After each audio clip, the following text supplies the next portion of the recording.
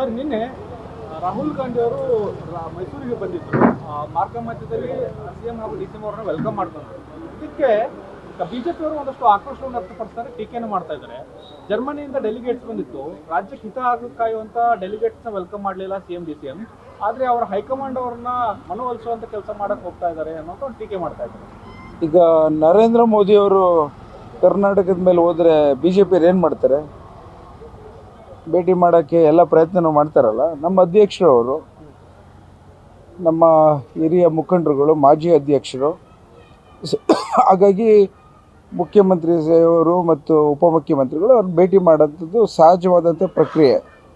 ವಿರೋಧ ಪಕ್ಷದವರು ಎಲ್ಲದಕ್ಕೂ ಒಂದೊಂದು ಹೆಜ್ಜೆಗೂ ಆರೋಪ ಮಾಡೋದು ಮಾಡೋಂಥ ವ್ಯವಸ್ಥೆ ನೀವೇ ನೋಡಿದ್ದೀರಿ. ಅದ್ರ ಬಗ್ಗೆ ಅಷ್ಟು ಗಮನ ಹರಿಸುವಂಥ ಅವಶ್ಯಕತೆ ಇಲ್ಲ ಅಂತ ನಾನು ಭಾವಿಸ್ತೇನೆ. ರಾಹುಲ್ ಗಾಂಧಿ ಅವ್ರ ಜೊತೆ ಡಿ ಕೆ ಶಿವಕುಮಾರ್ ಅವರು ಒಂದಷ್ಟು ಕಾಲ ಮಾತನಾಡಿದ್ದಾರೆ, ದೆಹಲಿಗೆ ಬರೋಕ್ಕೂ ಸೂಚನೆ ಕೊಟ್ಟಿದ್ದಾರೆ ಅನ್ನುವಂಥ ಮಾಹಿತಿಗಳಿದ್ದಾವೆ ಸರ್.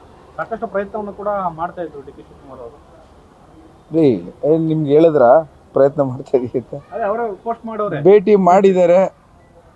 ಕರ್ನಾಟಕ ರಾಜ್ಯದ ಬಗ್ಗೆ ಯಾವ ರೀತಿ ಅಭಿವೃದ್ಧಿಗಳನ್ನು ಮುಂದೆ ತೆಗೆದುಕೊಂಡು ಹೋಗ್ತೀನಿ ಅಂತ ಹೇಳಿರ್ತಾರೆ. ಪಕ್ಷದ ಸಂಘಟನೆ ಬಗ್ಗೆ ಮಾತಾಡಿರ್ತಾರೆ ಅಂತ ಅಂದ್ಕೊಂಡಿರ್ತೀವಿ.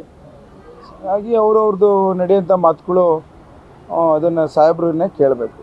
ಕ್ರಾಂತಿ ಆಗ್ಬೋದಾ ಸರ್? ಸಿಹಿ ಸುದ್ದಿ ಅಂತೂ ಸಿಗುತ್ತೆ ಅಂತ ನಾನು ಭಾವಿಸ್ತೇನೆ.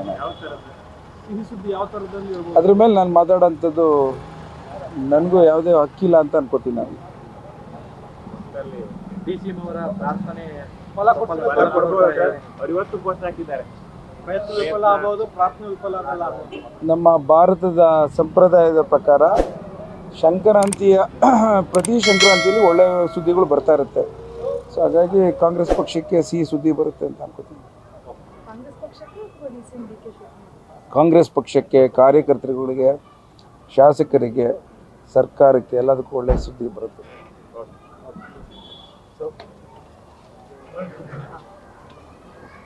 ಲೇಟೆಸ್ಟ್ ಹಾಗೂ ಇಂಟ್ರೆಸ್ಟಿಂಗ್ ಸುದ್ದಿಗಳಿಗಾಗಿ ಬಾಸ್ ಟಿವಿ ಕನ್ನಡ ಚಾನೆಲ್ನ ಸಬ್ಸ್ಕ್ರೈಬ್ ಮಾಡಿ. ಹಾಗೆಯೇ ಬೆಲ್ ಐಕಾನ್ ಪ್ರೆಸ್ ಮಾಡಿ.